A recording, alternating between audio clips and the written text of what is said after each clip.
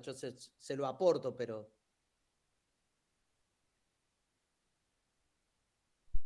Somos todo oídos. Bueno, perfecto. Vamos entonces a compartir.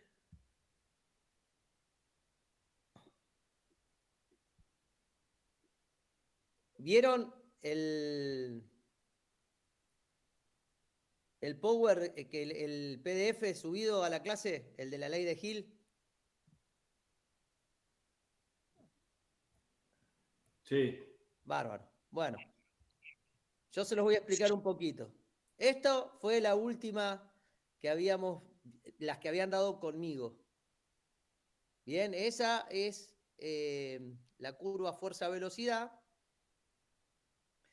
Esto que tienen acá, al costado, es la cantidad, la expresión, esperen que me voy acá, esto que está acá al costado, es la expresión en metros por segundos a las que, perdón, es el porcentaje del RM, en donde 1 es el 100%, 95, 90, 85, 80 y así sucesivamente, hasta llegar a 0. Bien, el RM. Este vector, el vector horizontal, es la cantidad de metros por segundo a la que se desplaza la barra. Bien, y después nosotros tenemos algunos sectores a los cuales se le trata de atribuir una valencia de fuerza. Fuerza máxima o fuerza absoluta. Esto es lo que vulgarmente se lo conoce como fuerza explosiva, strength speed. Speed strength es potencia, digamos, en esta hay más importancia, hay mayor importancia de la carga, de la fuerza, y se le atribuye a los ejercicios derivados del levantamiento de pesas, y en esta no hay tanto componente de velocidad, perdón, de fuerza como hay acá, que se lo atribuye a los saltos y a los saltos con caída, o lo que se conoce como drop o como dip en inglés, que son saltos con caídas. El gesto explosivo, que tiene que ver con los multisaltos y los lanzamientos, y speed, que tiene que ver con la velocidad. Bien, hoy por hoy, ¿qué se dice? Que un hombre o un sujeto es fuerte cuando domina toda la curva. Yo tiro sentadillas con 200 kilos, pero no soy capaz de saltar 30 centímetros.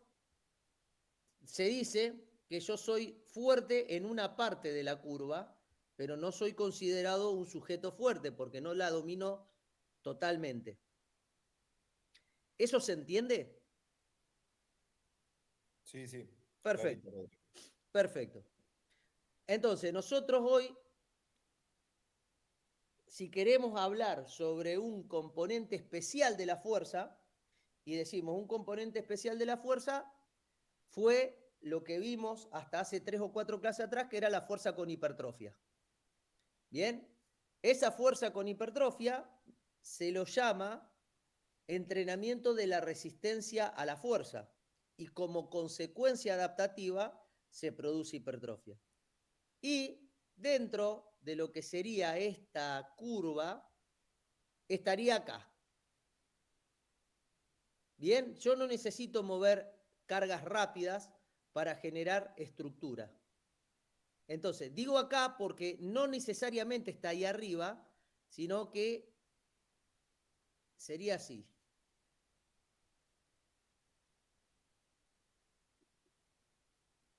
La hipertrofia entraría más o menos ahí.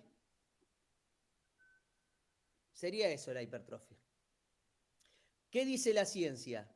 Más o menos al 80-85% y solo hasta el 70% con cargas que vayan al fallo. En el gráfico, la hipertrofia iría ahí.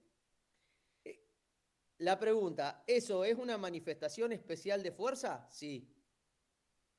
mal llamada hipertrofia porque esta es la respuesta adaptativa, se le llama resistencia a la fuerza. Ahora bien, hay otro componente u otra manifestación especial de fuerza, que es la fuerza explosiva o la fuerza potencia. Bien, que estaría acá, sería todo esto. Bien, y todo eso también es una manifestación especial de fuerza y genera algún tipo de confusión. ¿Cuál es el tipo de confusión que genera? Que cuando nosotros hablamos del entrenamiento de la potencia o el entrenamiento de la fuerza explosiva, estamos hablando en realidad de un entrenamiento de fuerza que se manifiesta a mayor velocidad. Y eso muchas veces genera confusión. ¿Por qué? Porque yo para ser más potente tengo que ser más fuerte y tengo que ser más rápido. Se me tienen que dar las dos variables para yo poder generar más nivel de potencia o generar fuerza antes de lo que me la genere el adversario o el rival. ¿Cuándo se mide el nivel de potencia óptima desde el punto de vista de la mecánica y desde el punto de vista de la física? Estamos hablando de una manifestación de fuerza intermedia a una velocidad intermedia. Fíjense, no es ni la máxima fuerza, que estaría acá, ni es la máxima velocidad, que estaría acá. No está en ningún punto extremo de la curva, está exactamente en el medio. Bien, y para poder entender esto, tenemos que entender lo que es la ley de Hill, que durante años, incluido yo, se enseñó mal, o había una mala interpretación de la ley de Hill. ¿Por qué? Porque se decía erróneamente que la ley de Hill aplicaba a algunos ejercicios y a otros no. Y eso es un error conceptual. La ley de Hill aplica a absolutamente todos los ejercicios. Pero va a haber ejercicios que son más potentes o que generan más potencia que otros. Entonces, lo que deberíamos nomenclar de manera adecuada es de esta manera. Es decir, hay ejercicios que generan más potencia que otros, pero indistintamente de cuál sea el ejercicio, cuanto más carga tenga o cuanto más peso tenga, el movimiento se va a realizar más lento. Y acá les hago una pregunta a ustedes que son cracks. ¿Cuál es el gesto? Me salgo de aquí para verlos. ¿Cuál es el gesto que ustedes conocen como más potente o más explosivo? Un sprint. El sprint. Un sprint. ¿Todos están de acuerdo? Sí. Un lanzamiento, Rodri. O un lanzamiento. Un Bien. salto triple. Un salto triple. Bien, vamos a analizar los tres gestos. Vamos a hacer de cuenta que yo a un sujeto lo hago sprintear. Lo pongo en un punto de partida, le doy la largada y llega y tiene un punto de llegada. Bien, y determinamos cuál es la distancia en donde genera mayor velocidad. Bien, vamos a hacer de cuenta que este sujeto genera su mayor velocidad a los 38 metros. ¿Me siguen ahí? Entonces yo lo largo, el tipo, pum, en 38 metros, hace la máxima velocidad posible. Excelente. Lo hago descansar, lo recupero, le vuelvo a pedir que haga otra. Vuelve a meter la misma marca. Perfecto. Como ustedes son alumnos de Pereira, que es fanático de la fuerza, ahora la tercer pasada se la van a hacer con una mancuerna de 11 kilos en cada mano. Porque el profe Pereira le dijo que la fuerza era la capacidad más importante de las que había. Entonces va a correr con una mancuerna de 11 kilos en cada mano y ¿qué le va a pasar? Va a lentecer. ¿Por qué? Por el hecho de movilizar más De masa. peso. Exacto, porque moviliza más masa y eso fue lo que descubrió Hill. Yo hago un salto triple y si al salto triple me agrego una mochila, el salto triple va a ser más bajo. Si yo al lanzamiento cargo una pelota más pesada, el lanzamiento va a ir a menor distancia. ¿El tipo qué descubrió? El tipo descubrió que cualquier tipo de ejercicio, cuanto más peso yo le agrego, el ejercicio se moviliza más lento que el mismo ejercicio más liviano. Una cuestión lógica. Pero el tipo lo expresó y lo comprobó en absolutamente todos los gestos. Bien, ¿a dónde radica la confusión? Que durante mucho tiempo el entrenamiento de la fuerza estaba circunscripto solamente a las cargas pesadas. Entonces, vos entrenabas fuerza y hacías sentadilla con muchos kilos. Si no, no entrenabas la fuerza. Y se creía que eso era suficiente para que un sujeto sea potente, porque todo el mundo decía, potencia es fuerza por velocidad. De hecho, cuando uno entrenaba la fuerza, solo resolvía el primer 50% de la fórmula. Bien, de ahí se pasó al otro extremo y se dijo, bueno, hagamos trabajos de contraste, metámosle un trabajo extremadamente pesado, combinémoslo con un trabajo eminentemente explosivo. Y a eso se le empezó a llamar transferencia, en donde vos hacías un gesto muy pesado, lo combinabas con un gesto muy explosivo. Y eso mejoró un poco y mejoró algo. ¿Por qué? Porque de la curva, al menos, yo incluía dos elementos. El elemento, y acá se los comparto para que lo veamos.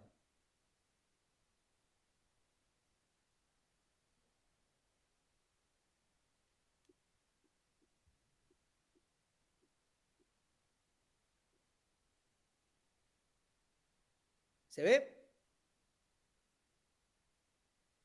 Sí, Rodri. Sí, sí, se ve, Bien. Rodri. Yo hacía sentadillas pesadas, hacía multisaltos o un sprint.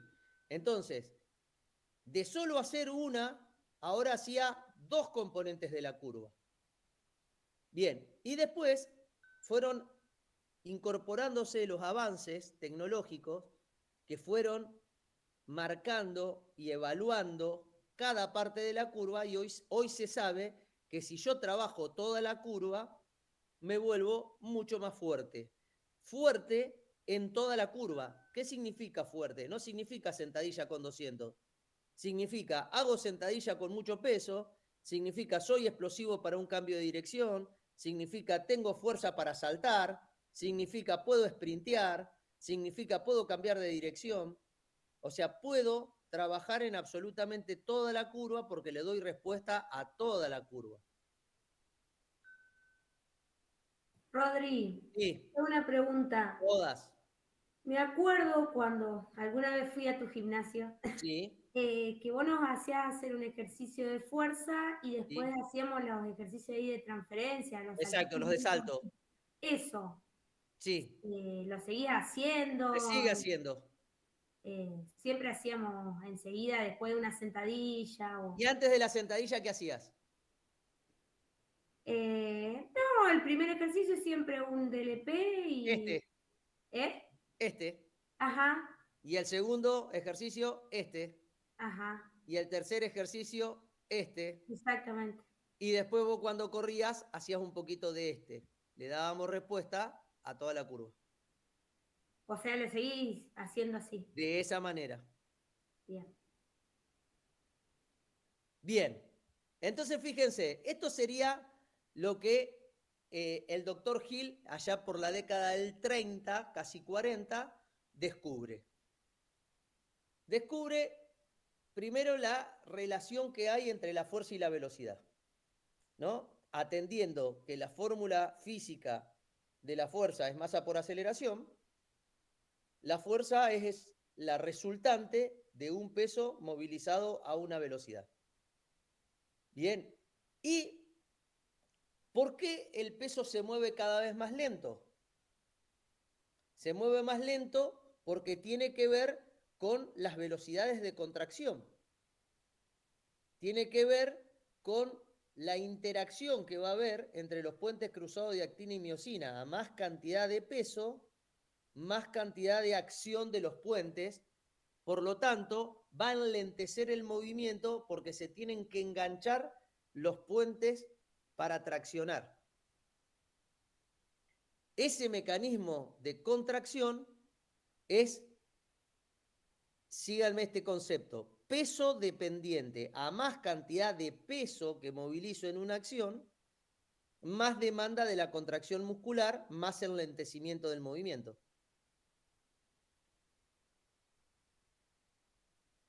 Bien. Para yo lograr volverme fuerte, necesito manejar 3 variables concretas de la carga. Primero, las cargas pesadas, que van a ser pesadas y lentas. Perdón, era para el otro lado. Que son estas, las que están acá. Las cargas pesadas, las primeras. Esto de la hipertrofia lo saco, fue a modo de ejemplo. Esto de la hipertrofia. Bien. Perdón, esto de la fuerza máxima. Esta primer parte es lo que tiene que ver con lograr fuerza máxima, que son realizar ejercicios con pesos muy significativos.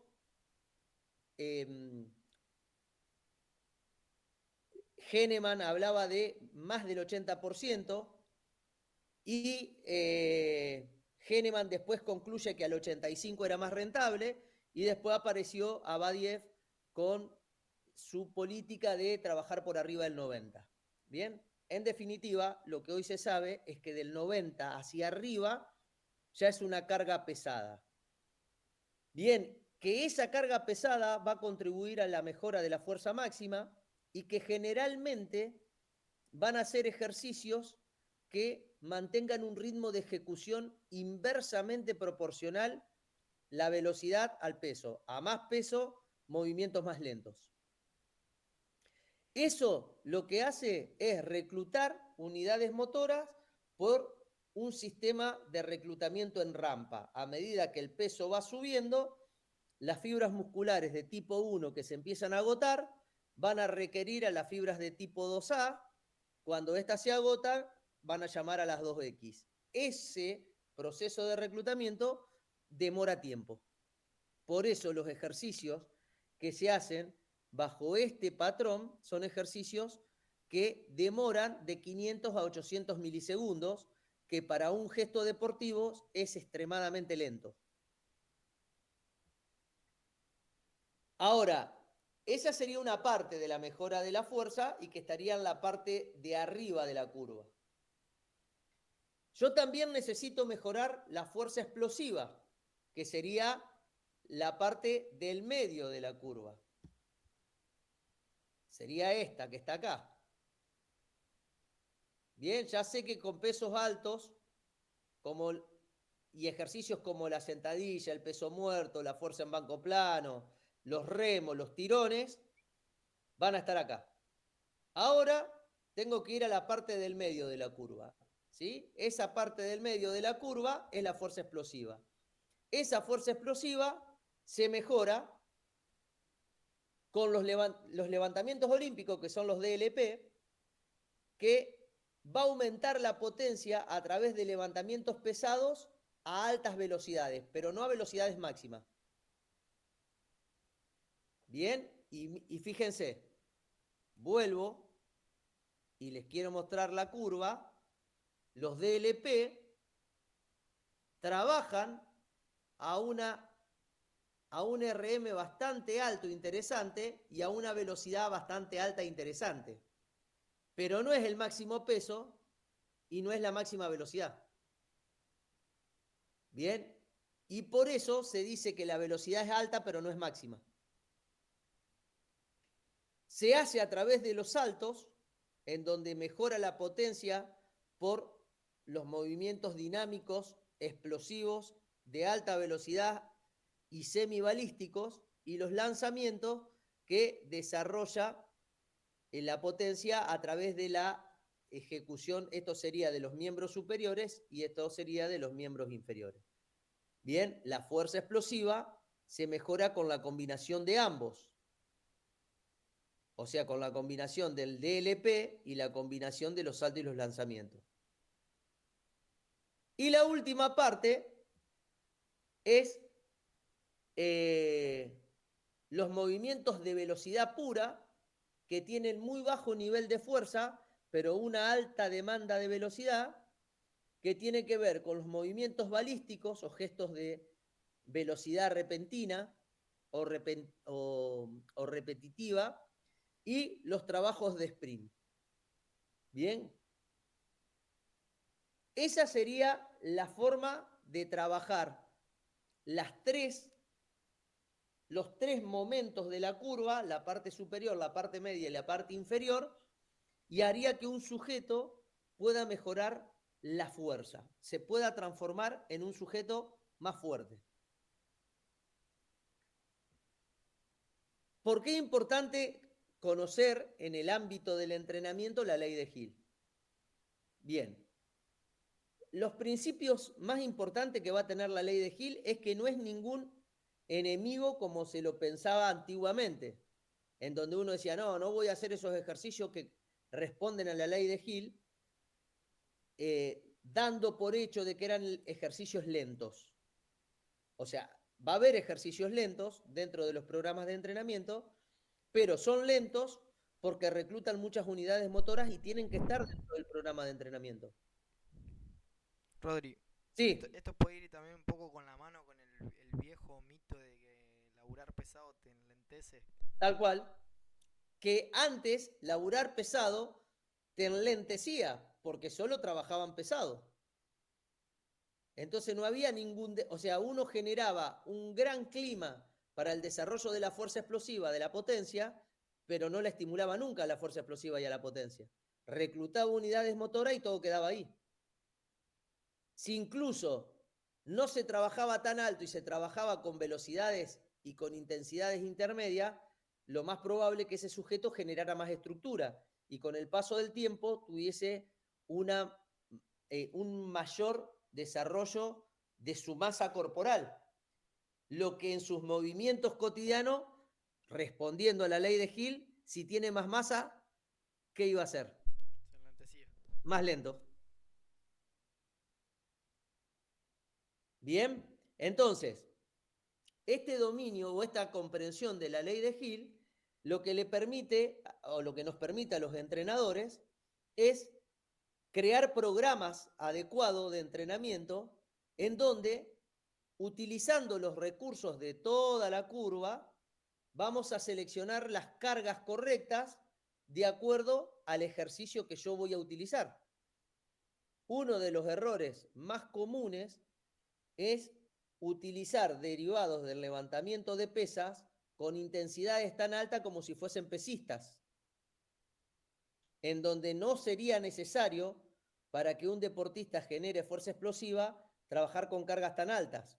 Eso sí es determinante para el halterófilo, que su característica específica de competencia radica en desplazar cada vez más cantidad de kilos.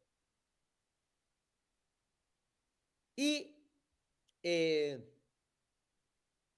cuando nosotros hacemos los dos errores más comunes, el paso 4 en el dominio de la ley de Hill habla de evitar los errores comunes, tiene que ver con dos errores, concretamente, y que se repiten o repetimos casi todos.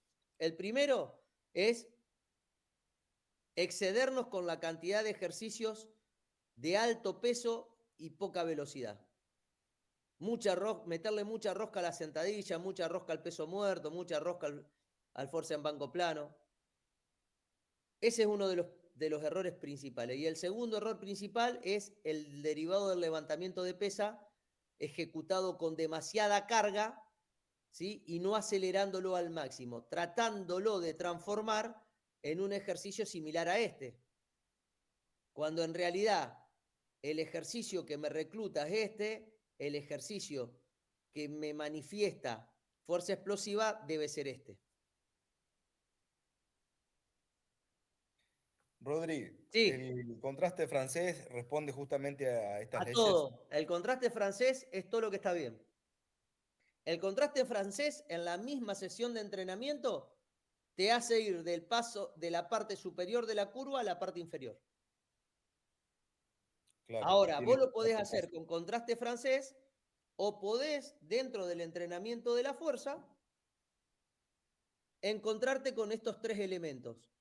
Que los tres elementos son, perdón, acá, la fuerza máxima, altas cargas, baja velocidad, la fuerza explosiva, ejercicios de levantamiento y de salto, y la fuerza velocidad por excelencia, son los sprints y los movimientos balísticos. O sea, acá vamos, esta de pesado y lento a medianamente pesado y alta velocidad, sin llegar a máxima. No, o sea, no se llega a máxima no porque uno regule la velocidad, uno lo intenta hacer a la máxima velocidad que puede, pero la ley de Hill hace que la barra no se mueva tan rápido porque está más pesada. Y el máximo sprint posible o la máxima velocidad posible en el movimiento balístico. Bien, esos tres elementos tienen que estar dentro de la sesión de entrenamiento. El contraste francés lo que hace, te los ordena todo en una misma sesión. Pero Rodri, lo podés hacer también por separado. he visto también que en términos de velocidad también se alcanzan hasta supra máxima, o sea, Claro, porque velocidad la última asistida. parte, claro, el contraste francés lo que hace es, en esta parte de velocidad, te hace trabajos asistidos.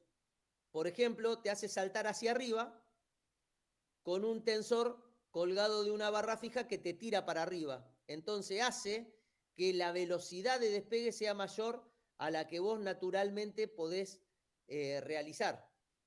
Y lo que hace es solivianar el peso corporal o la masa del sujeto que salta. Y tendrá... Ustedes nos enseñaron a no ser esclavos de la evidencia científica, pero ¿tendrá algún beneficio eso? Sí, sí, lo tiene, pero no esto. Esto no tiene ningún beneficio. El beneficio es esto inmediatamente después de un salto CMJ, inmediatamente después de una cargada de potencia, inmediatamente después de un tirón, inmediatamente después de una sentadilla re pesada. Entonces vos me decís, ¿el salto asistido es beneficioso? Y no. Pero el salto asistido después de todo esto, sí. ¿La sentadilla es beneficiosa? No. Pero si vos a esta sentadilla le continuás todo esto, sí.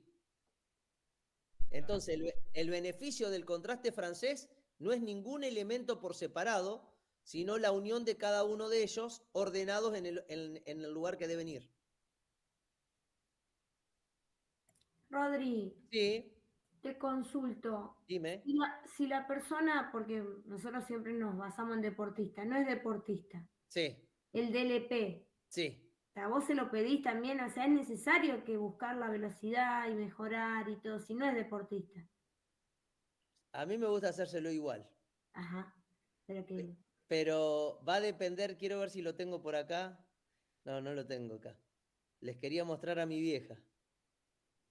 No, no la tengo acá. La debo tener en otra. A ver. No, no la tengo acá. Yo tengo a mi vieja que está, creo que les comenté que está cursando una enfermedad neurodegenerativa y hace arranque. bien, pero yo te digo de la velocidad, Con el solo hecho de que haga arranque, ya está. ¿por qué? Porque la intencionalidad de ese ejercicio es acelerar la barra. Ujú. Ahora, la barra cada vez que se pone más pesada se va a desplazar más lento. Pero la mecánica y la dinámica de ese ejercicio es un ejercicio que es acelerativo por naturaleza. Entonces demanda al sujeto arrancar a una velocidad alta, más alta que la de una sentadilla o la de un peso muerto. Y eso hace que ese ejercicio sea un ejercicio más enriquecido a la hora de generar potencia.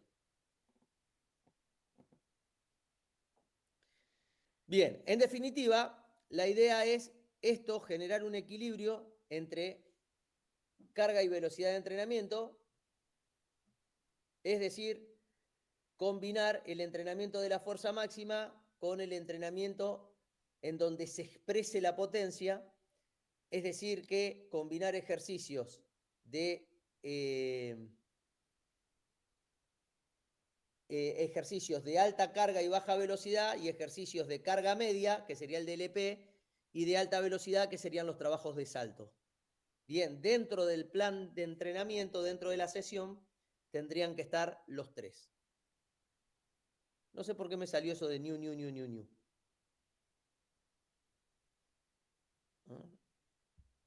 Bueno, no sé por qué me salió.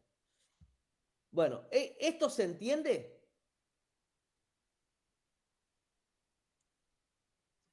¿Lo que explicaste recién, Rodrigo? Sí, lo que expliqué recién.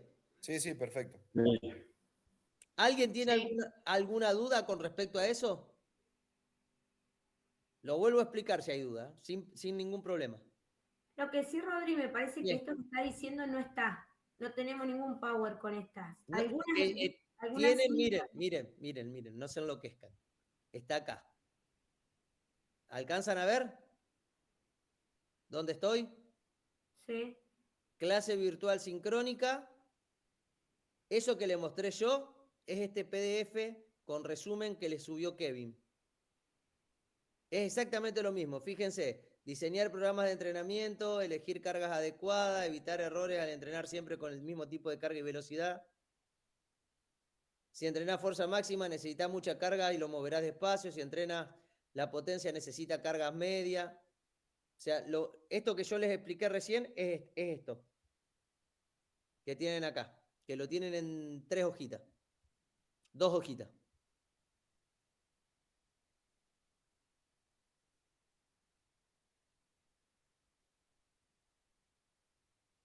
Bien. Perfecto. Entonces, si esto está entendido, pasamos a lo de la historia, que lo de la historia arranca acá.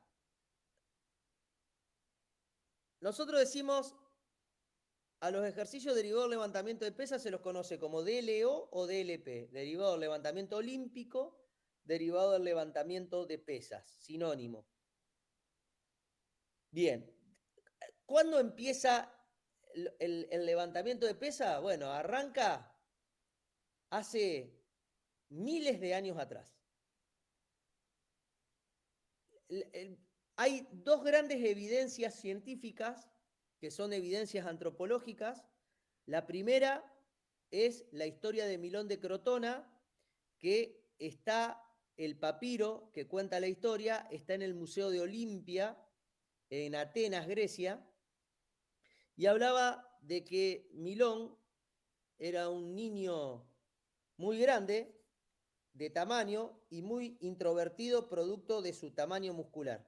El tipo era ese auténtico bodoque, un tipo alto, grande, y que como era alto y grande y salía de la media, era un chico introvertido. Entonces los padres, preocupados por la introversión de Milón, le compraron una mascota. La mascota era un borrego. Entonces, Milón, todos los días, con su mejor amigo, que era su borreguito, su mascota, corría hasta la orilla del mar y debajo de la sombra del nogal apreciaba el horizonte. Así dice el papiro. Él llegaba, recuperaba fuerza debajo de la sombra del nogal y volvía cargando a su mascota en hombros. Por eso lo ven acá a Miloncito con el borreguito volviendo después de haber hecho esa proeza que la hacía todos los días. Y el papiro dice, o la historia dice, el tiempo pasó, Milón creció, pero su mascota también. Y dicen que esta historia de Milón fue la famosa interpretación que hizo Lev Pavel Matveyev, el padre del entrenamiento moderno, para establecer el principio de la carga progresiva. O sea, Milón, ¿por qué se volvió grande? Porque cada vez cargó cosas más pesadas, sin saberlo. Él cargaba siempre a su mascota amada, Lo que pasa que el lechón, el ternero terminó pesando 300 kilos, cuando empezó pesando a lo mejor 85, 90 kilos. Bien, y Milón de Crotona tiene un récord que hoy no fue superado por ninguno, que fue 7 años consecutivos campeón olímpico de 4 pruebas deportivas diferentes. Aparte de liderar las tropas crotonienses, porque el tipo aparte era soldado. Bien, en la antigüedad, los hombres fuertes, como Milón de Crotona, hacían proezas en los distintos lugares de fuerza. Levantaban la piedra más pesada del lugar, levantaban carros con mucha cantidad de personas subidas arriba, etc. Imagínense que todavía no se había inventado la altera, la pesa. De hecho, los Juegos Olímpicos no se llamaba halterofilia, se llamaba levantamiento y arrojamiento de pesos. O sea, no se buscaba cuál era la piedra más grande y pesada y era a ver quién la levantaba más cantidad de veces. Bueno, Milón de Crotona durante 7 años consecutivos fue el campeón de lo que se conocía como la halterofilia de su momento. Por su lado, en China está esta estatua, que es la estatua de Xianshu, que es el máximo exponente de la halterofilia china. Todos los levantadores de pesas le rinden pleitesía a Xianshu, que fue un gobernante que era famoso. Esto que él levantaba eran los calderos en donde se cocinaba. Y como no había con qué ejercitarse, en los momentos en los que los calderos no se usaban para cocinar, se los utilizaba para levantar pesa. Imagínense que cada caldero pesaba entre 100 y 200 kilos, porque eran donde se cocinaba para toda la tropa, para todo el ejército. Bien, y había proezas, los calderos más livianos, de 100 kilos, los señores feudales, los señores chinos, lo levantaban con una mano. Los más pesados los levantaban con 2. Hoy en Argentina no sé cuántos levantadores de pesa hacen un envión, que es el gesto que está haciendo acá Xianshu, con 200 kilos. Bien, eso fueron, digamos, nuestros antecedentes de lo que es el levantamiento de pesas. En el levantamiento de pesas, desde la antigüedad, ¿quién gana? El que levanta más. No importa cómo, dentro de la técnica, sino importa que se levante. Bien, entonces, en el año 1896, los Juegos Olímpicos competían, es en donde empiezan los Juegos Olímpicos de la modernidad, aparecen los 5 ejercicios que se competían, que era arranque a un brazo, el arranque que se ve hoy, el envión a un brazo, el envión y fuerza, que fuerza era una fuerza estricta que se levantaba por arriba de la cabeza sin utilizar el envión de las piernas. Eso fue en Atenas en el año 1896. Bien, en el año 1900, 1908 y 1912, la halterofilia es excluida de los Juegos Olímpicos y se reintrodujo recién en 1920 en Amberes y es en donde se produce la desaparición de todos los otros ejercicios, quedando solamente el arranque y el envión. De 5 ejercicios que se competían, se redujo a solo 2. En Sydney 2000 aparece la imagen de la mujer compitiendo y la primera vez, de hecho, ahí en Sydney 2000, la campeona es Isabel Urrutia, una colombiana que fue, gracias a esa campeona olímpica en Sydney, Colombia hoy es el máximo exponente sudamericano del levantamiento de pesa entre las mejores 4 potencias mundiales, producto del ejemplo que fue para todos los colombianos esta mujer. En Colombia, Urrutia es como Messi en Argentina. Bien, y las dominancias y las tendencias es ahí a principio del siglo XX, las potencias que fueron marcando los estilos de competencia, los modelos de entrenamiento, eran Alemania, Austria y Francia, y a partir de la década del 50 aparecen los soviéticos con todo un postulado metodológico de la mano de Yuri Verkhoyansky,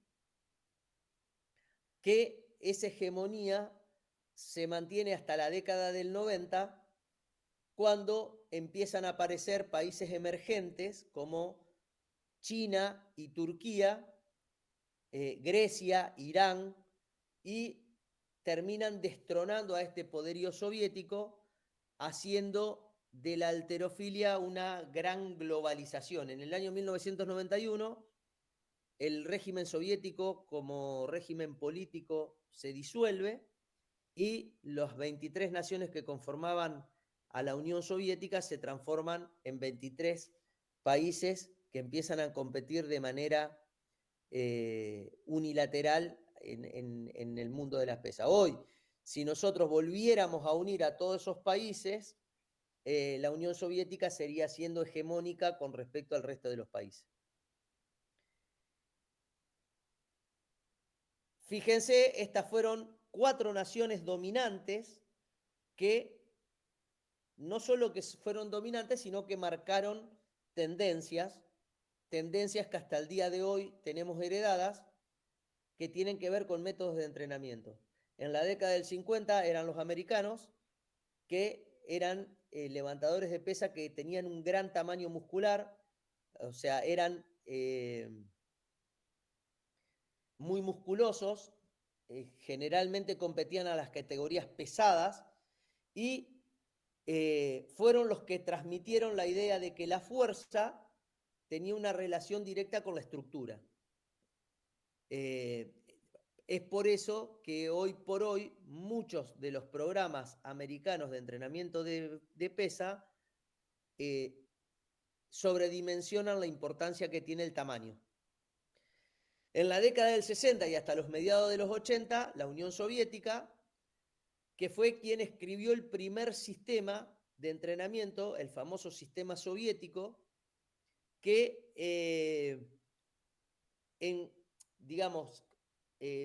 tratando de generar una competencia genuina con los Estados Unidos, lo que hacen es establecer un sistema, que es el sistema soviético, en donde hay una relación entre el entrenamiento de la fuerza y el desarrollo muscular. Se volvieron famosos en entrenar y saturar repeticiones entre 5 y 6 repeticiones, lo que generaba un tamaño y una estructura abismal. Los soviéticos son los primeros que incorporan dentro del proceso de entrenamiento las ciencias exactas, como por ejemplo la anatomía, la fisiología, la biomecánica, y había 2 programas igualmente importantes, que era el programa espacial, o sea, todos los avances para tratar de conquistar el universo lo ponían en consideración tanto en el ámbito de la carrera espacial como en el levantamiento de pesas. A partir de los 80 y de los 90 aparece Bulgaria, un país muy chiquitito, de la mano de Iván Abadiev, y que lo que hace es critica un poco al sistema americano y al sistema soviético de entrenamiento, y lo que hacen son los creadores de la intensificación en el entrenamiento. Iván Abadiev, que no escribió nada, solo se descubrieron sus diarios post-mortem, en donde hablaba de la importancia de entrenar por arriba del 90% de la intensidad máxima, y él lo que hizo fue replicar las costumbres que tenían los depredadores en la selva, en donde cada vez que salían a cazar con la máxima intensidad posible. En base a esta observación de esos depredadores en el medio natural, es que propone el sistema de entrenamiento búlgaro, que es un sistema de alta intensidad. Y a partir de los 90 aparecen los chinos, que lo que hicieron fue contratar en la década del 80 a los soviéticos y en la década de los 90 a los búlgaros para aprender todos sus trucos, todos sus secretos, todas sus metodologías, y a partir del 2000, con la sabiduría y con la influencia de estas dos potencias, crean el sistema chino, que hoy es el sistema más efectivo que hay en el mundo, que tiene que ver con hacer de todo. O sea, los levantadores de pesas chinos hacen hasta programas de fisicoculturismo incluido en el programa de fortalecimiento. Esas son las categorías que son por peso. La categoría femenina, esa rubia es Olga Elianenko, una polaca, y Sasha Talakadze, el superpesado georgiano, es el masculino que se ve a la derecha de la pantalla. Fíjense, en negrita están las categorías que se compiten en los Juegos Olímpicos y las otras se compiten en los mundiales. O sea, en los mundiales se compiten las que están en negrita y las que no están en negrita. Bien, fíjense, la halterofilia es un deporte biotipo dependiente, por lo cual es totalmente inaplicable trasladar la halterofilia al deporte. Por eso se habla de derivados y por eso se habla de ejercicios adaptados. Fíjense, el biotipo ideal de un pesista es el de un tiranosaurio rex. Tronco largo, miembro inferior largo, miembro superior corto. Fíjense, en la parte de arriba está Onju Chol, un norcoreano, categoría 56 kilos, mide 1,56 y abajo está Talakadze, el superpesado que les decía hoy, mide 1,93. Uno es un enano, el otro es una montaña, los dos tienen el mismo biotipo. Tronco largo, tren inferior largo, miembro superior corto. Miren en la foto en donde los dos están haciendo el segundo tiempo, Onju Chol y Talakadze, y fíjense que los dos tienen el común denominador, que los codos extendidos le llegan a la altura de las cejas. O sea, eso es un elemento de detección de talento de biotipos que son adecuados para el levantamiento de pesas. Y fíjense a Talakadze con los brazos extendidos hacia abajo. Si tuviese una barra, la barra le llega arriba del pubis, lo cual tiene todavía toda la flexión de cadera y de rodillas para poder generar inercia, para poder acelerar la barra. O sea, eso habla de un biotipo ideal. Si nosotros tuviésemos a un jugador de básquet, los brazos le llegan hasta la mitad del muslo o a lo mejor hasta 3/4 muslo hacia abajo, por eso son tan buenos para el deporte que hacen, pero se vuelven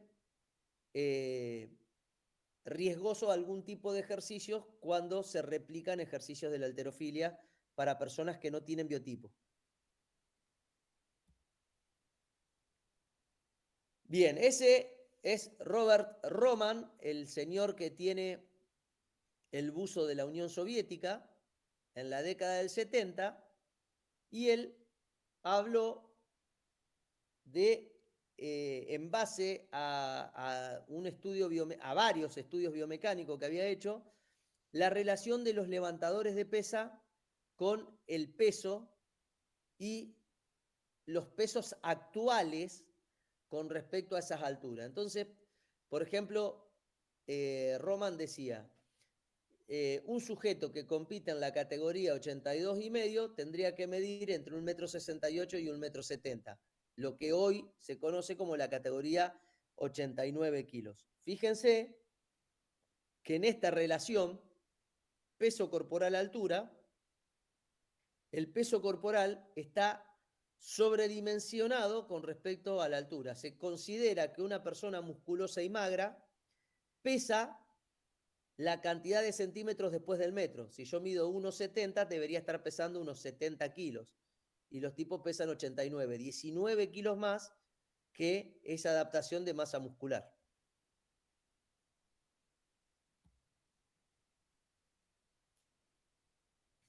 Fíjense, nosotros ahí tenemos a Li Daying, un chino, un fenómeno, en la categoría 81 kilos. En arranque tiene una fuerza relativa de 2.07. O sea, el tipo en arranque tiene la fuerza relativa ideal de la sentadilla en cualquier mortal. El tipo la tiene en arranque. Bien. Me pasé. ¿Qué es lo interesante de esto? De verlo a Li Daying. Que lo que nos interesa del movimiento no es el gesto completo, sino tiene que ver con esto, con lo que se conoce como la triple extensión, que tiene que ver con la dorsiflexión, la extensión y la extensión de la cadera, que es ni más ni menos que el gesto que hace un deportista para saltar. Bien, esa triple extensión, incluido el encogimiento escapular, ¿sí?, es lo que hace que un sujeto tenga la capacidad de generar presión en el piso para generar máxima aceleración hacia arriba. Y por eso es tan importante incluir este tipo de ejercicios en la preparación de la fuerza explosiva y la potencia de deportistas.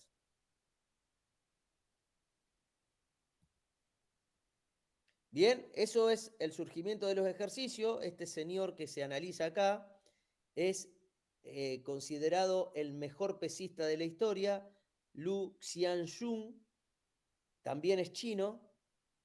Fíjense en la gráfica que se estudia acá, se estudian tres variables: la velocidad en la que viaja la barra, el porcentaje de aplicación de fuerza con respecto al peso y el momento en donde está la barra, y la altura a la que sube la barra. Y fíjense en las manifestaciones de fuerza, las tres máximas manifestaciones de fuerza se dan en la ruptura inercial, en donde el sujeto rompe el régimen de contracción isométrico para ir a un régimen auxotónico, en el momento en donde la barra llega al hueso pubiano, que es lo que se conoce como los ejercicios de sobreingle, y en el sostenimiento de la barra para hacer la recuperación final. Esos son los tres momentos en donde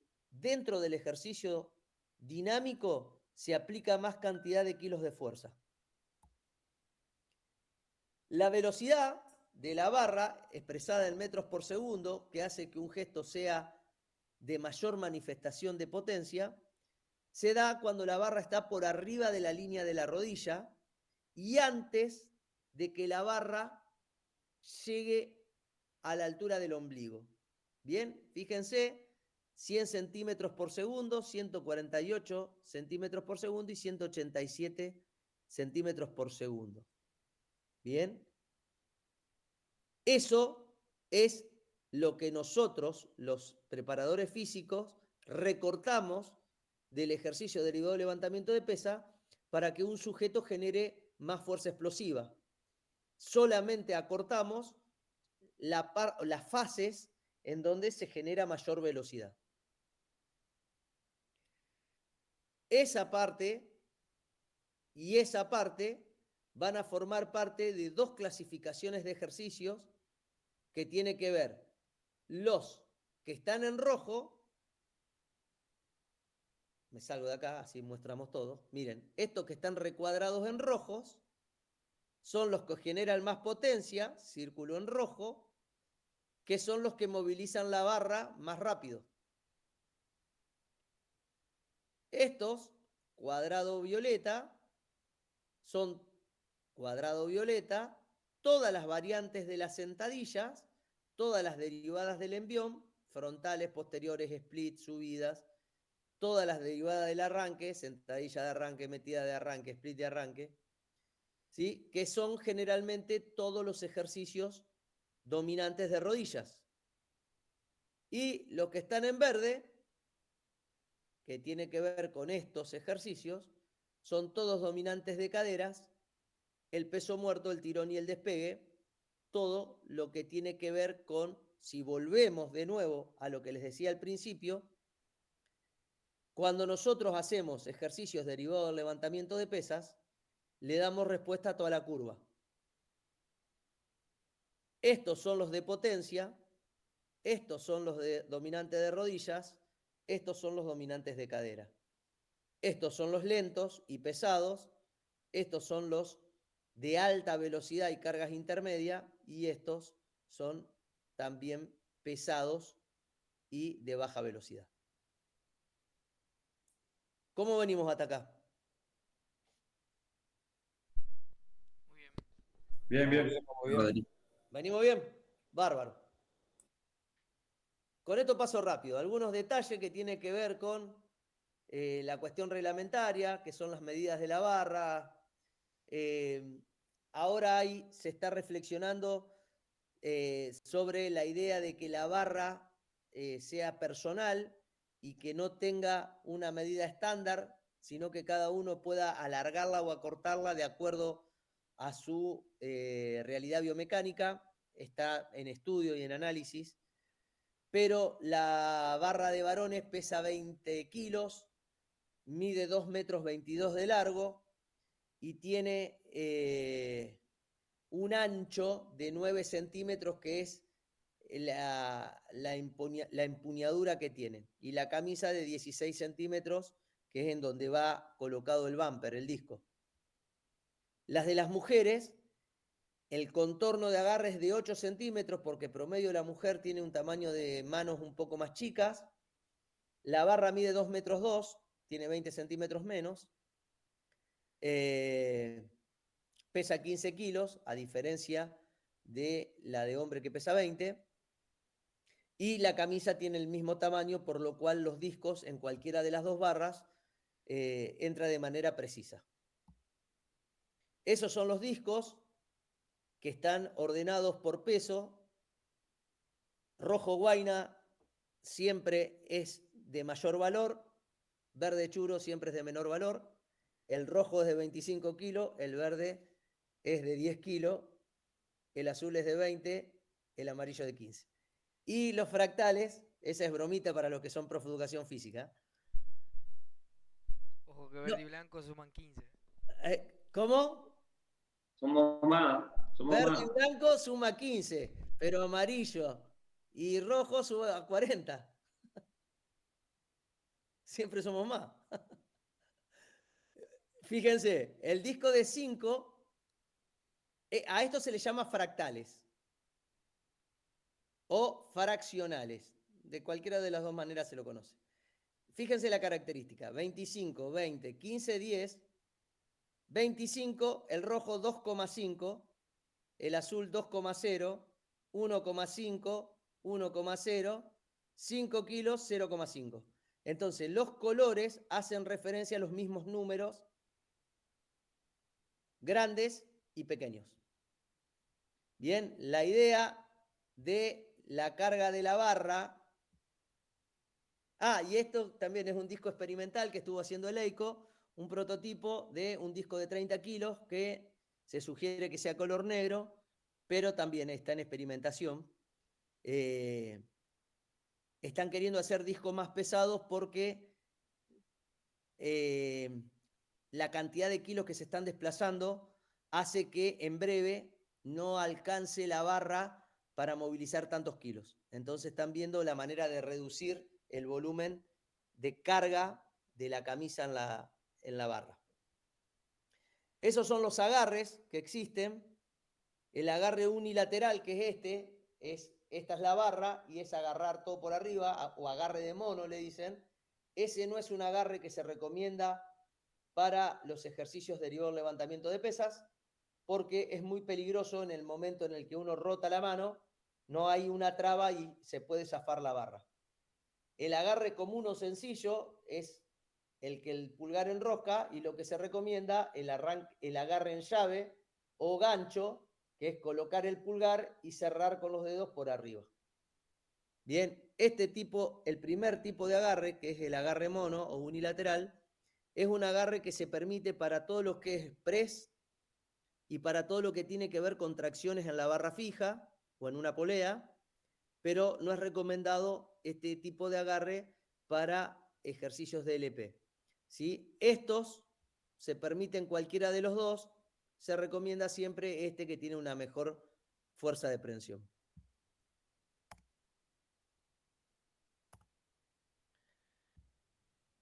Bien, fíjense, eso es un análisis cinemático del tirón. El tirón es uno de los ejercicios más comunes que se utiliza como derivado del levantamiento de pesas. Si nosotros analizamos, nosotros salimos desde el piso, en la posición inicial, estaríamos acá. Hay un pico de velocidad del primer tirón, hay una pérdida de velocidad durante la transición y hay un pico de velocidad durante el segundo tirón. El primer tirón llega desde el piso hasta la rodilla y el segundo tirón es desde la rodilla hasta la elevación escapular. Miren acá. Cuando la barra llega hasta la rodilla, el deportista debe retirar las rodillas hacia atrás.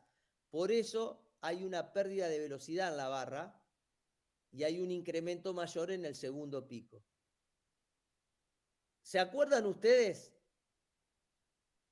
en qué tiempo se manifiestan los gestos explosivos en el deporte?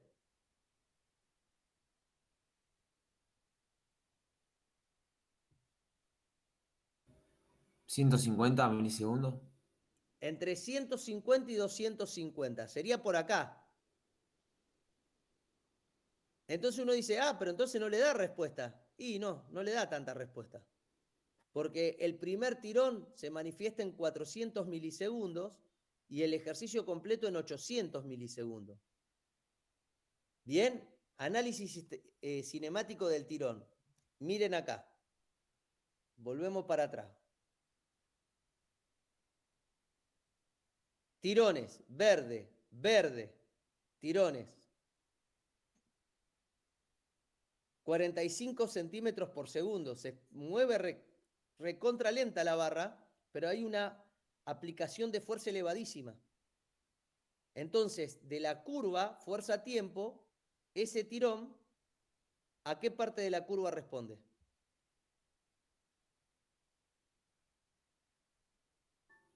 ¿A la primera parte? A la primera parte, a la parte alta, en donde hay máxima fuerza, baja velocidad.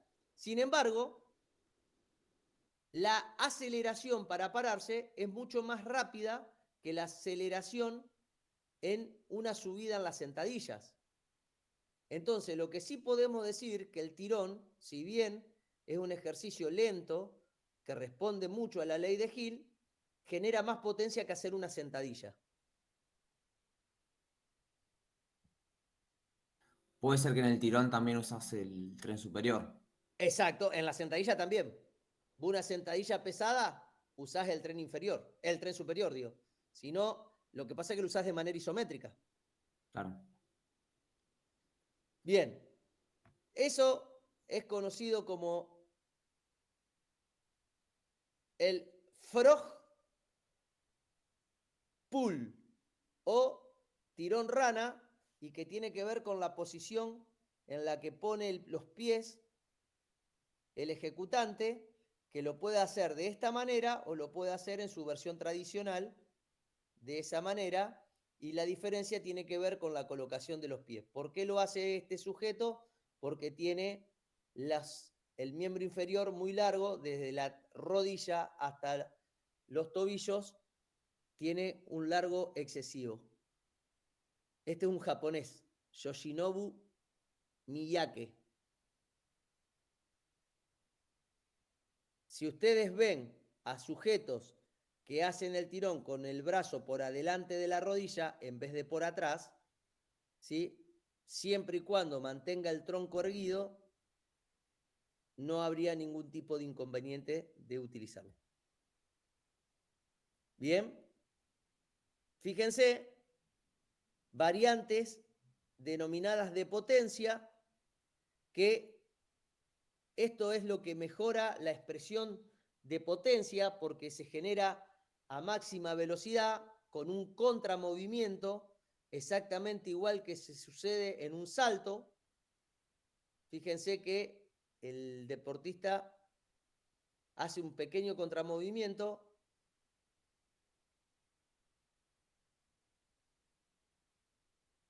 eleva la barra y en el momento en que la barra se detiene, se mete rápidamente por debajo. Es decir, que hace un gesto netamente explosivo para romper inercia, relaja y otro gesto explosivo para meterse a cachar la barra debajo, ubicar el cuerpo debajo de la barra para poder cacharla.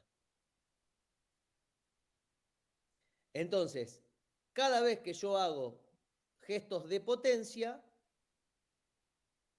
lo que hago es mejoro la fuerza explosiva y cada vez que hago trabajos con desliz y recuperación completa, lo que hago es favorecer el trabajo estructural debido a que va a estar sometido a contracciones isométricas. Esa es la curva fuerza-tiempo que fue el postulado allá por los años finales de los 80, principio de los 90, de Keijo Häkkinen, que es un danés, en donde él lo que hizo fue colocar el RFD dentro de los 200 milisegundos, que es en donde se manifiestan la mayor cantidad de los gestos deportivos de máxima calidad. Él determinó que los ejercicios punteados son entrenamientos de fuerza con altas cargas, entrenamiento de fuerza explosiva, que serían los derivados del levantamiento de pesa. Lo que tienen las rayas punteadas son entrenamientos de la fuerza con altas cargas y las líneas continuas es entrenamientos de fuerza máxima en sujetos desentrenados. Fíjense que el comportamiento de la curva de los ejercicios básicos es muy similar entre el entrenado y el desentrenado. La única diferencia es que el entrenado tiene una mayor manifestación de fuerza. O sea, la curva llega más arriba. Pero la manifestación ronda los 500 milisegundos. ¿Ven?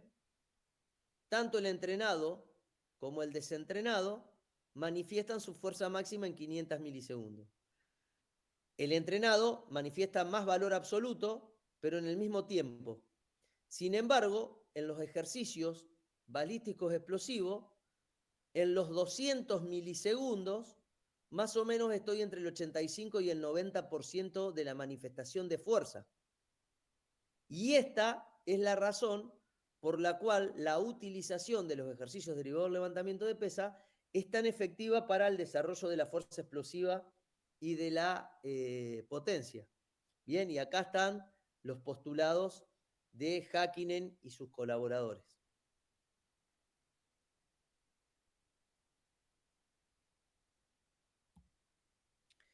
Esto es un análisis que hizo Fernando Naclerio, que es un argentino que ahora está radicado en Inglaterra.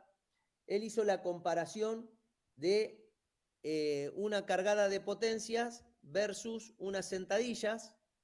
La cargada de potencia es la que está arriba, la sentadilla es la que está abajo. Él quiso demostrar que tanto un ejercicio como el otro responden a la ley de Hill. A medida que más cantidad de kilos se le cargaba a la barra, que sería el vector I, que es el que está horizontal, la barra se movía cada vez más lento. Bien, le sucede a la sentadilla, la línea rosada, le sucede a la cargada de potencia, la línea azul. Pero lo significativo es esto. Miren, en sentadilla, la velocidad máxima en la que se manifiesta la barra es a 1,6 metros por segundo y se da al 41, entre el 41 y el 50% de un RM, o sea que una carga extremadamente baja. La misma velocidad en una cargada, que estaría por acá, se da entre el 91 y el 100%. Entonces, esta es la razón por la cual decimos que los ejercicios derivados del levantamiento de pesas generan más potencia, a pesar de que también responden a la ley de Hill, pero generan mucho más potencia porque trabajan con intensidades máximas a velocidades que los ejercicios tradicionales lo hacen con cargas muy livianas. ¿Se entiende ese análisis? Sí, Rodri. Me acuerdo que en un tiempo se decía que los derivados del levantamiento de pesas no Sí, respondían a esa ley de Hill, tal cual. que decían mientras más pesado es, sí o sí te obligaba a que ejecute más rápido. Pero fíjate, responde a la ley de Hill. ¿Por qué? Porque acá la barra se mueve a 1,6 metros por segundo, pero cuando yo le pongo el 40% se mueve a 1 metro por 76 metros por segundo. O sea que acá se mueve más rápido que acá. Lo que hay que decir, por eso es una falacia decir no responde a la ley de Hill. Sí responde a la ley de Hill. Pero aún respondiendo a la ley de Hill, un ejercicio derivado del levantamiento de pesa genera mucho más potencia que un ejercicio tradicional. Y por eso es adecuado utilizar los dos dentro de un programa de entrenamiento, porque este responde a la parte alta de la curva y este responde a la parte media de la curva.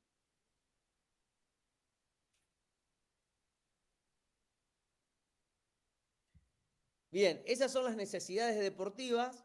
Esto está planteado por Jean Banks Bo, que es el creador del yo-yo test. Dentro de la cinemática de todos los deportes de conjunto, nosotros tenemos el binomio aceleración-desaceleración. La aceleración requiere de una técnica motora, una técnica de miembros inferiores, una técnica frecuencial, el modo de apoyar los pies, el centro de masa. Y la capacidad física que más determina el éxito tiene que ver con la fuerza rápida. Y la fuerza rápida, los ejercicios que mejor la estimulan son los derivados del levantamiento de pesas. En los deportes situacionales es tan o más importante desacelerar. Para la desaceleración también hay una técnica adecuada que tiene que ver con una modificación del centro de gravedad, con una modificación de la mecánica de apoyos y que va a responder a la fuerza reactiva, en la cual voy a necesitar de la pliometría. Entonces, si nosotros decimos que en las necesidades deportivas está el binomio aceleración-desaceleración y que para uno voy a necesitar fuerza rápida y para el otro voy a necesitar fuerza reactiva, seguimos abonando la idea de que necesitamos trabajar los tres momentos de la curva para poder dar respuesta eficaz al entrenamiento de deportistas. Fíjense la correlación que hay entre los DLP y los saltos verticales. Miren ese Abalakov. Y ahí lo vemos al sujeto haciendo en cámara lenta en el medio y un envión de potencia en el extremo derecho de la pantalla. Es el mismo sujeto haciendo el ejercicio clásico en el medio, haciendo un ejercicio de evaluación en una plataforma de salto. Saltó casi 71 centímetros, no casi. 71,6 centímetros y ahí lo tenemos haciendo el gesto de potencia.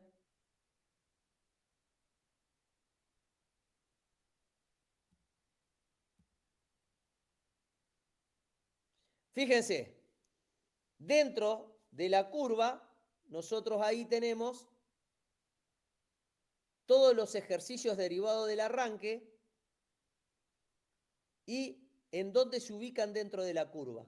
Fíjense que los tirones están en la parte más alta. Tirón es este. Tirón alto, perdón, este es el tirón alto, el tirón es este. Fíjense que este se mueve más lento que este.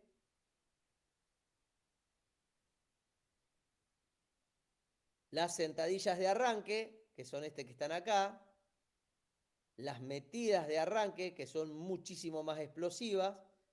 Los arranques a fuerza, lo que está haciendo la dama acá en el medio.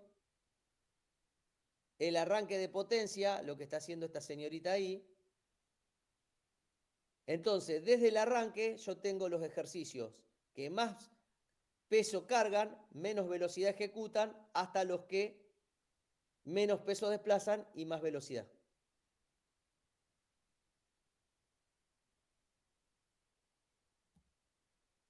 Y acá tenemos lo mismo, pero los derivados de la cargada en el envión.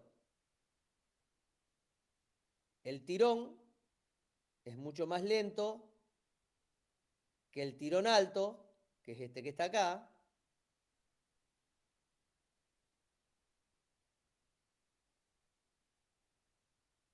Después le sigue en lentitud la cargada con desliz, que es este que está acá. Después lo sigue la cargada a fuerza,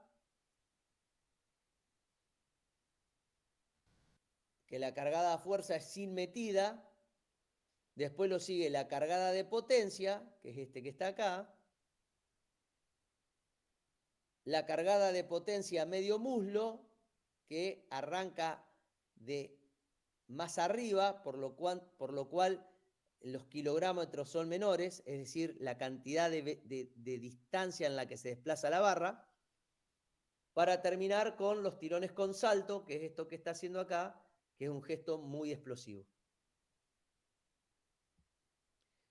Y lo mismo sucede con los derivados del segundo tiempo. Arranco con la fuerza estricta, paso al empuje,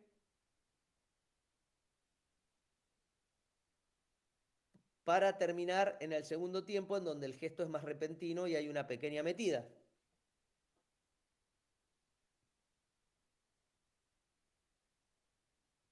¿Bien?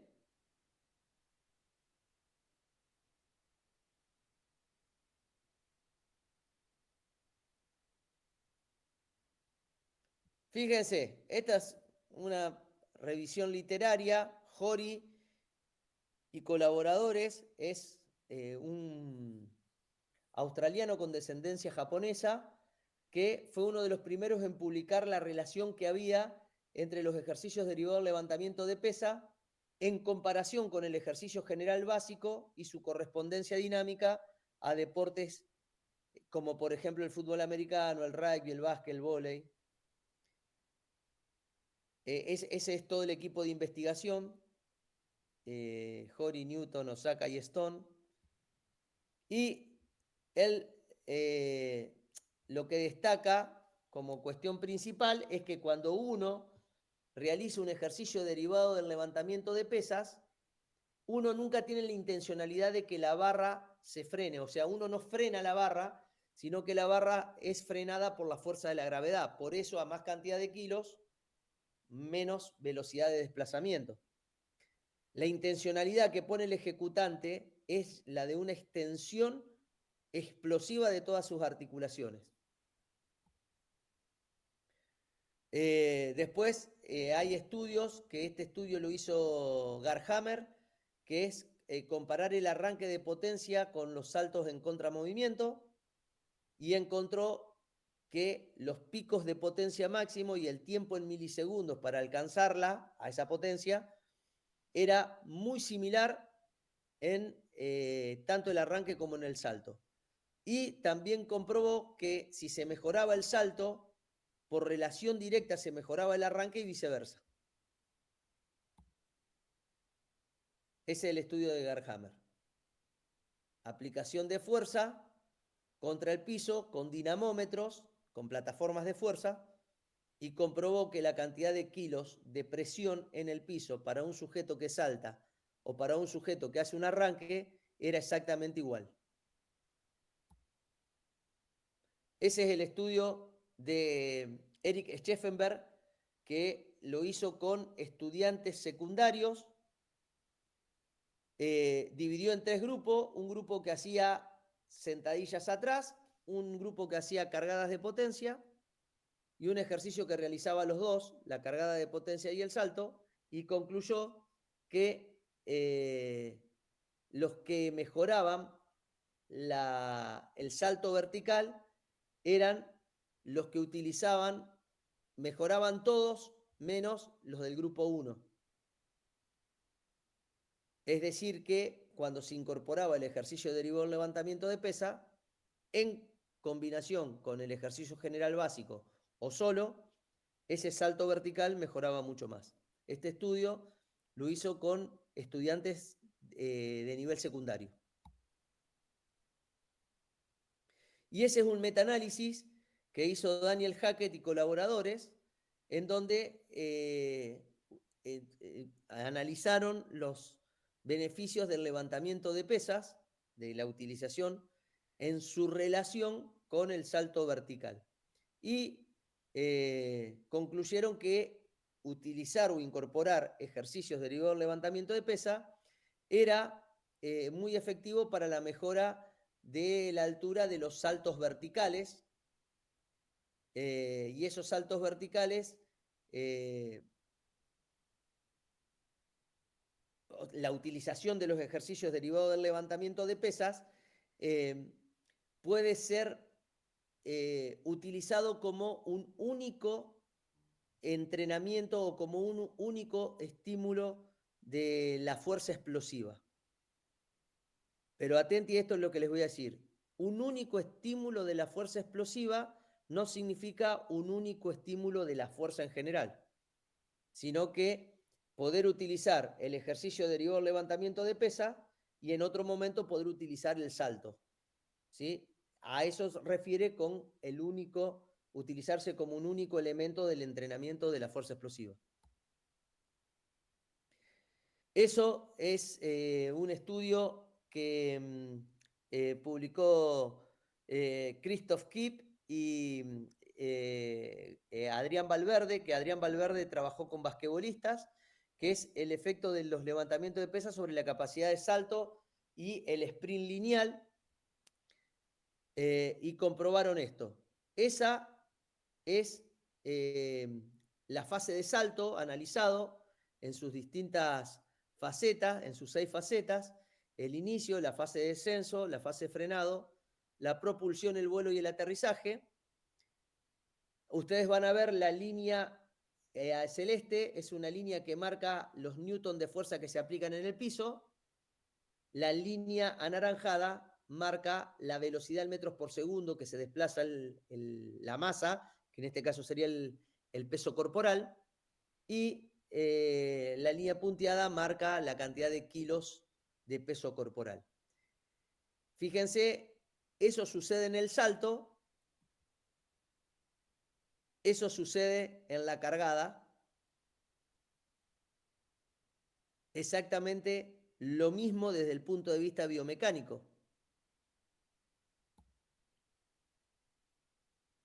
Y si nosotros utilizamos ejercicios generales básicos, como por ejemplo una sentadilla frontal, vamos a ver que solamente le damos respuesta a las primeras 4 fases, mientras que con el movimiento anterior le damos respuestas a las 6, porque se produce lo mismo, pero con carga.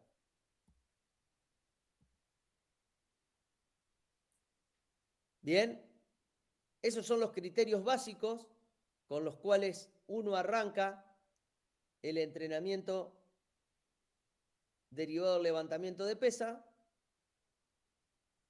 Cuando un sujeto tiene tronco largo o tiene tronco corto, bien, va a haber una diferencia angular a la hora de la posición inicial, pero van a tener comunes denominadores que es, la cabeza debe mirar al frente, los hombros siempre van a estar por delante de la barra, fíjense, hombros por delante de la barra, hombros por delante de la barra, ¿ven? Ahí y acá. Caderas por arriba de las rodillas, siempre, caderas por arriba de las rodillas. La espalda siempre neutra y los pies totalmente apoyados en el piso.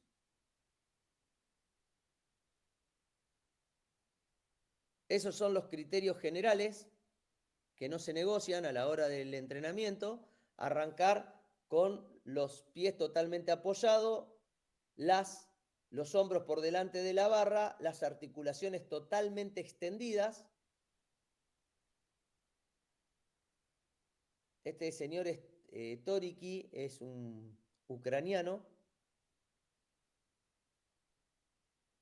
En el momento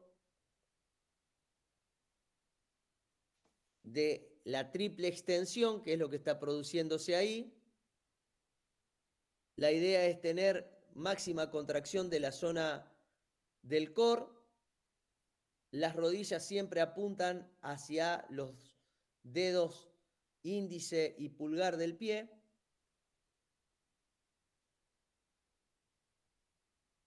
Y se genera una base de sustentación lo suficientemente ancha con un aterrizaje de unos 90 grados de flexión, que es más o menos la misma zona de aterrizaje que tiene un sujeto en un salto vertical.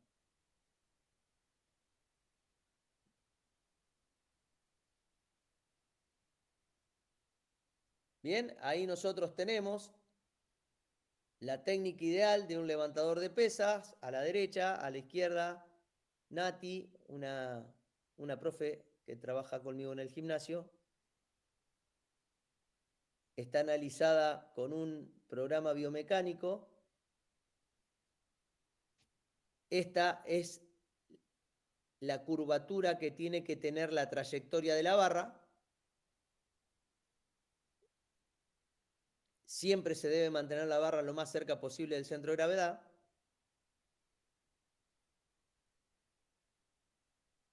Y esto es lo mismo, este chico es Ezequiel, es lo mismo para las cargadas de potencia, en donde la trayectoria es más o menos similar, pero un poquito más corta, lo que hace que esté más cerca del centro de gravedad, por lo cual es un ejercicio en el que se puede desplazar más cantidad de peso, pero también más lento en cuanto a la velocidad de ejecución. Kevin, una consulta. Perdón, Rodri, Sí, sí. estoy confundido ya esta hora. El video de recién del ejercicio que estaba grabado, ¿con qué aplicación es lo que marca el recorrido de la barra? Si tenés iOS. Si tenés iOS, lo haces con ya te digo, que lo tengo acá. BarSense, si tenés cualquier Android. Y IronPad, si tenés sistema iOS. ¿Cómo es? Iron. Iron de hierro, PAT, P-A-T-H. La aplicación te da todo, te da la gráfica y te da la cantidad de newtons y la aceleración de la barra. Es bastante completita. Digamos, no es gratuita, pero es interesante. Me la encontré. Gracias, Rodri. No hay por qué. Bien, organización desde el punto de partida. Fíjense, hay una variable que se llama kilográmetros, que es la cantidad de kilos que se desplazan desde el punto de partida hasta el punto final. Ejemplo, acá nosotros tenemos en este sujeto 60 kilos y esos 60 kilos lo desplazan a esta unidad de distancia. A más cantidad de unidad de distancia, esos pesos pesan más, porque se multiplican la cantidad de kilos por los centímetros en los que se mueve. Por lo tanto, si yo lo hago sobre rodilla, recorro más distancia. Si lo hago sobre muslo, menos. Sobre ingle, menos. Y desde piso, mucho más. Entonces, esta es una metodología, para empezar, en donde lo que yo aseguro es que cada vez el recorrido de la barra es más corto, pero la velocidad de ejecución es más alta. Bien, y desde la cinemática es cómo arranco. Yo puedo arrancar con la barra apoyada, con la barra colgada, con un contramovimiento o hacer un complex, que es la combinación de todas estas.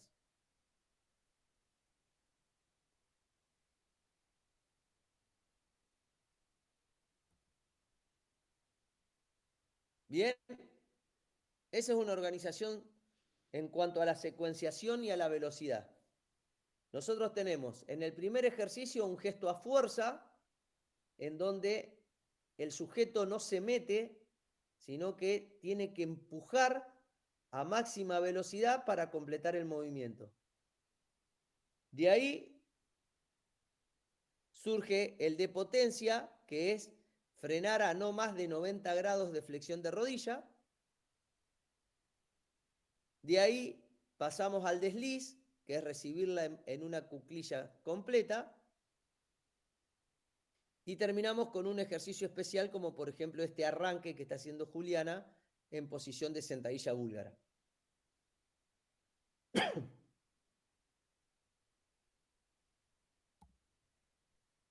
Bien, y ahí terminamos con esta magnífica unidad de fuerza especial y me quedo a disposición de ustedes para las dudas que tengan.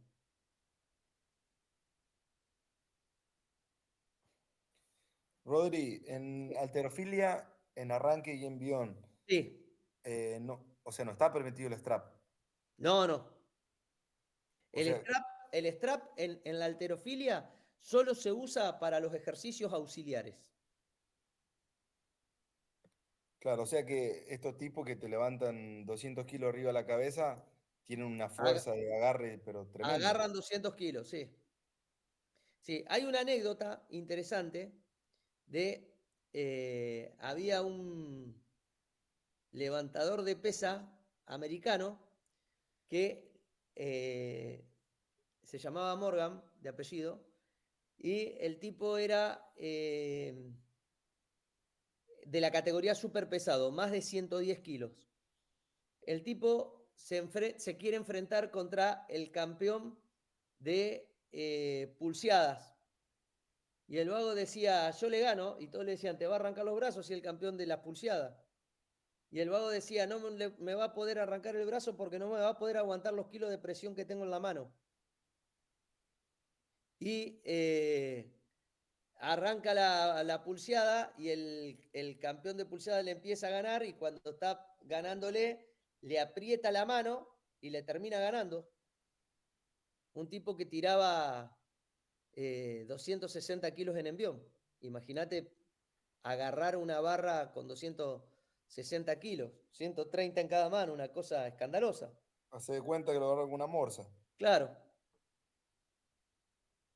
Generan muchísima fuerza. Y los tipos trabajan, los ejercicios especiales lo hacen con mucho más peso de lo que hacen el ejercicio competitivo. Entonces, en eso sí usan strap. Para hacer un tirón, para hacer un peso muerto, para hacer un remo muy pesado, ahí sí se strapean. Pero para hacer los ejercicios específicos, no. Gracias, Rodri.